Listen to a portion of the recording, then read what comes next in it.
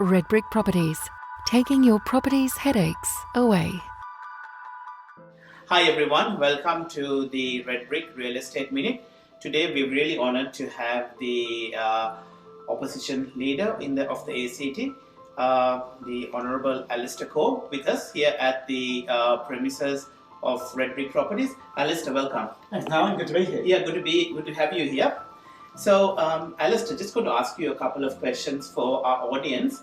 So, how long have you been opposition leader in the ACT? Well, I was elected to the ACT Assembly first in 2008, re-elected in 2012 and 2016, but I became opposition leader after the 2016 election. So it's been about 3 years now. We've got an election in October of next year. And as I tell everybody, nobody gets into politics to be in opposition. It's rubbish, but life goes on.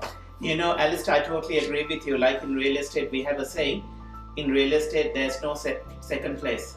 Yeah, that's right. So I think, with politics and real estate, I think there's a lot of similarities. So could you tell us, I guess the audience, the election's coming up.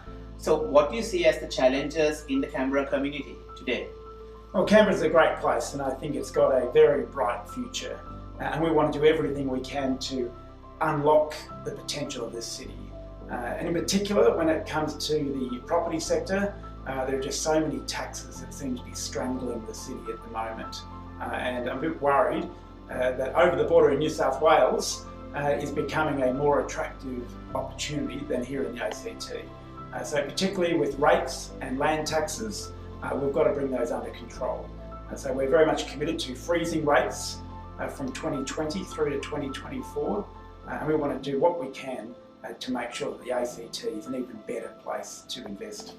Totally agree with you. We constantly hear, complaints from landlords where their property taxes and land taxes have gone up. So it's a constant, problem for landlords. So Alistair, what do you mostly enjoy about being opposition leader and serving the Canberra community? Well, look, being opposition leader is a tough job. You can see what you want to do. I sometimes say it's a bit like being in the cockpit of a plane. You can see the controls, but you can't actually touch them. So it is a pretty frustrating job, but it's a wonderful city, and I get to meet fantastic people who are doing great things. It's a city with so much potential, and I really look forward to the future of the city. And Alistair, we really thank you for your service as opposition leader. And could you tell us something interesting which happened to you as opposition leader over the past few years? Oh, look, many interesting things happen in the day of the life of a politician. No 2 days are ever the same. But there's probably no particular thing that stands out other than, this city has so much more to it than I think most people realise. It's very easy for people from interstate or perhaps even from overseas to bag out Canberra. But I know it's a great place. There is so much diversity here. There's so many different parts of the city that is under the radar.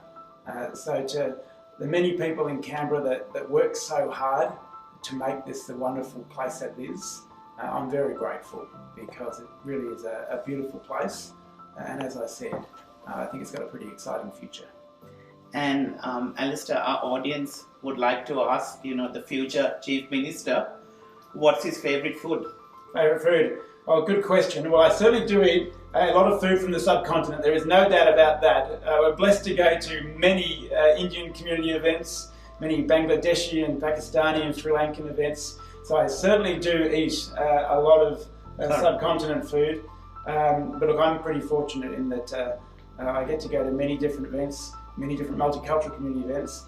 So I taste a lot of things. So I think I'm probably one of the better fed Canberrans. There's no doubt about that. But one of the problems is though that I go to events and often I do get given some food and often food that's relative to the culture that the event is promoting. I never know the names of it. So it's one of the challenges that I've got is that I know what I like, but I don't know what it's called. So describing it's often very hard.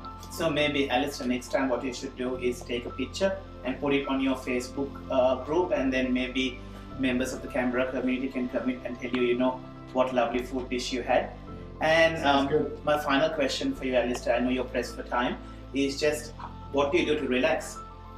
Look, it's a good question. I don't have too much time to relax. I certainly try to run when I can, but I've got 2 lovely kids. I'm married, so they keep me on my toes. So the more time I get to spend with them, the better it is. Oh, wonderful. So once again, Alistair, it's been a pleasure to have you in our offices today. Best of luck with the future political campaign, and if our audience has any questions, they're more than happy to reach out to you. Absolutely. Thanks for your time. Thanks. Wonderful.